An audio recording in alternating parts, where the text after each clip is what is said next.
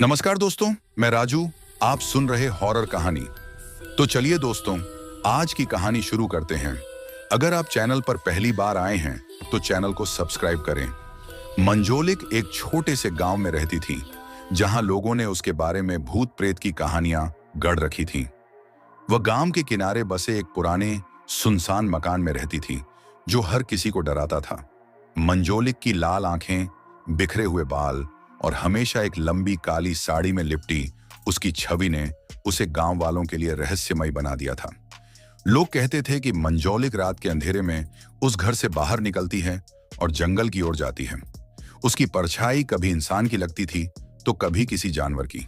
कोई कहता था कि वह चुड़ैल है तो कोई उसे आत्मा मानता था। गांव के बच्चे उसकी छाया देखकर ही डर जाते थे। एक दिन गांव के साहसी युवक अर्जुन ने तय किया कि वह इस रहस्य को सुलझाएगा। वह रात को मंजोलिक के घर गया। जैसे ही उसने दरवाजा खटखटाया, दरवाजा अपने आप खुल गया। अंदर घुप अंधेरा था। अर्जुन ने हिम्मत करके अंदर कदम रखा और देखा कि मंजोलिक एक पुरानी मोमबत्ती के सामने बैठी थी। मंजोलिक ने उसे देखते ही कहा, आ गए तुम, मैं तुम्हारा ही इंतजार कर रही थी। उसकी आवाज में एक अजीब सी गूंज थी। अर्जुन ने डरते हुए पूछा, तुम यहां अकेली क्यों रहती हो और लोग तुमसे डरते क्यों हैं? मंजोलिक ने कहा, क्योंकि यह मेरी सजा है। सालों पहले मैंने अपनी लालच और गुस्से में एक गलती की थी। मैंने अपनी बहन को इस घर में कैद कर दिया था और वह यहां मर गई।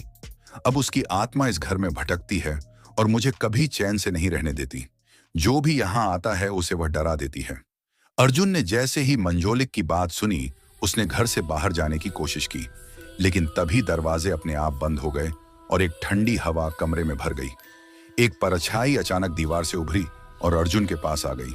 वह परछाई मंजोलिक की मृत बहन की थी, जो चीखते हुए बोली, तुम इसे छोड़कर नहीं जा सकते। अर्जुन ने पूरी ताकत लगाकर दरवाजा खोलने की कोशिश की और जैसे तैसे गांव वापस लौट आया।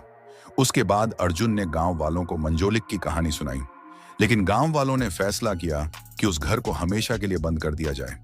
मंजोलिक और उसकी बहन की आत्मा का क्या हुआ, यह कोई नहीं जानता, लेकिन आज भी उस घर के पास से गुजरते समय लोग डर से अपनी नजरें फेर लेते हैं, क्योंकि वहां से कभी कभी हंसी और चीखों की आवाजें आती हैं। यह कहानी बताती है कि हर डर के पीछे एक रहस्य छिपा होता है, जो सच और भ्रम के बीच झूलता रहता है। गांव में मंजोलिक के घर को बंद कर दिया गया था, लेकिन उसकी दहशत खत्म नहीं हुई। लोग अब भी रात के समय उस घर के पास से गुजरने से बचते थे। अर्जुन, जिसने मंजोलिक और उसकी बहन की परछाई देखी थी, अब शांत नहीं रह पा रहा था। उसके सपनों में वही डरावनी चीखें और मंजोलिक का चेहरा बार बार दिखाई देता। अर्जुन ने गांव के पुराने पंडित जी से बात की, जो इस तरह की घटनाओं के लिए जाने जाते थे। पंडित जी ने बताया, उस घर की जमीन शापित है। जब तक उस आत्मा को शांति नहीं मिलेगी, मंजोलिक और उसकी बहन का कष्ट खत्म नहीं होगा। पंडित जी ने सुझाव दिया, तुम्हें उस घर में जाकर आत्मा का सामना करना होगा, लेकिन याद रखना, आत्माएं उन लोगों पर हमला करती हैं जो कमजोर दिल वाले होते हैं। तुम्हें पूरी हिम्मत और सच्चे इरादे के साथ जाना होगा। अर्जुन ने कुछ साहसी गांव वालों के साथ रात के समय उस घर में जाने का फैसला किया। पंडित जी ने उन्हें एक यज्ञ सामग्री और कुछ मंत्र दिए, जिससे आत्मा को शांत किया जा सके। जैसे ही अर्जुन और उसकी टीम घर के अंदर पहुंची, ठंडी हवा ने उनका स्वागत किया। हर कोने से अजीब आवाजें आ रही थीं। मंजोलिक की बहन की परछाई अचानक दीवारों पर दौड़ने लगी। एक जोरदार चीख के साथ मंजोलिक की बहन की आत्मा प्रकट हुई। उसने गुस्से में कहा, तुम लोगों ने मेरी नींद खराब की है। यह घर मेरा है, कोई इसे मुझसे नहीं छीन सकता। पंडित जी ने मंत्र पढ़ने शुरू किए, लेकिन आत्मा ने कमरे में आग लगा दी। अर्जुन ने साहस दिखाते हुए आत्मा से कहा, तुम्हें जो चाहिए हम वो देंगे, लेकिन अपनी बहन और गांव को छोड़ दो। आत्मा ने एक गहरी आवाज में कहा, मुझे अपने न्याय की जरूरत है। मंजोलिक ने मुझे धोखा दिया। जब तक वह अपना अपराध स्वीकार नहीं करेगी, मैं चैन से नहीं रहूंगी। पंडित जी ने यह सुनकर सुझाव दिया कि मंजोलिक की आत्मा को बुलाकर यह न्याय पूरा करना होगा। अब अर्जुन और गांव वालों के सामने एक नई चुनौती थी। मंजोलिक की आत्मा को बुलाना आसान नहीं था। इसके लिए एक विशेष अनुष्ठान करना था, जो पूरे गांव के सहयोग से ही संभव था।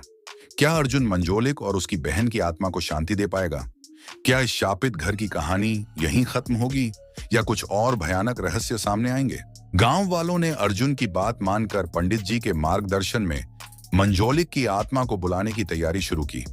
यह अनुष्ठान बेहद कठिन और जोखिम भरा था, क्योंकि मंजोलिक की आत्मा को बुलाने के साथ उसकी बहन की आत्मा का गुस्सा और भी बढ़ सकता था। गांव के बड़े बुजुर्गों ने बताया कि मंजोलिक के घर में ही वह स्थान है जहां से आत्माओं को बुलाया जा सकता है। गांव के लोग डर और हिम्मत के साथ अनुष्ठान की सामग्री लेकर उस घर में पहुंचे। पंडित जी ने कहा, हम केवल सच्चे दिल और निष्ठा से इस अनुष्ठान को पूरा कर सकते हैं, लेकिन याद रखना, अगर कोई डर गया तो आत्माएं और भयंकर हो जाएंगी। मंत्रोच्चार के बीच अचानक हवा और ठंडी हो गई। दिए की लौ कांपने लगी। कुछ ही देर में मंजोलिक की आत्मा प्रकट हुई। वह रोते हुए बोली, तुमने मुझे क्यों बुलाया? मैं अपनी सजा भुगत रही हूं। अर्जुन ने कहा, तुम्हारी बहन की आत्मा को शांति तभी मिलेगी जब तुम अपनी गलती स्वीकार करोगी। उसने न्याय मांगा है। मंजोलिक की आत्मा ने डर और पश्चाताप के साथ कहा, मैंने उसे अपने लालच में बंद किया था, लेकिन मुझे पता नहीं था कि वह मेरी इस गलती से मारी जाएगी। मुझे माफ कर दो। मंजोलिक की बहन की आत्मा भी प्रकट हुई। उसका चेहरा गुस्से से लाल था।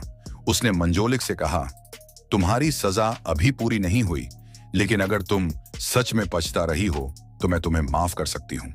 पंडित जी ने मंत्र पढ़कर दोनों आत्माओं को एक दायरे में बुलाया। उन्होंने कहा, अगर मंजोलिक की आत्मा सच में पश्चाताप कर रही है तो यह अग्नि उसकी सच्चाई की गवाही देगी। मंजोलिक ने अपनी गलती मानते हुए अग्नि में प्रवेश किया। जैसे ही उसने यह किया, पूरा घर रोशनी से भर गया और दोनों आत्माओं ने एक दूसरे को गले लगा लिया। मंजोलिक और उसकी बहन की आत्माएं एक साथ रोशनी में विलीन हो गईं। घर अचानक शांत हो गया। पंडित जी ने कहा, यह घर अब शाप मुक्त है, लेकिन यह कहानी हमें हमेशा याद दिलाएगी कि लालच और गलतियां कितनी बड़ी त्रासदी ला सकती हैं। गांव वाले अब उस घर से नहीं डरते थे। वह घर अब गांव का एक पवित्र स्थान बन गया जहां लोग प्रार्थना करने आते थे। अर्जुन ने अपनी हिम्मत और निष्ठा से गांव को मंजोलिक और उसकी बहन के शाप से मुक्त कर दिया था। यह एपिसोड यहीं पर समाप्त होती है। मिलते हैं अगले एपिसोड में, तब तक के लिए धन्यवाद।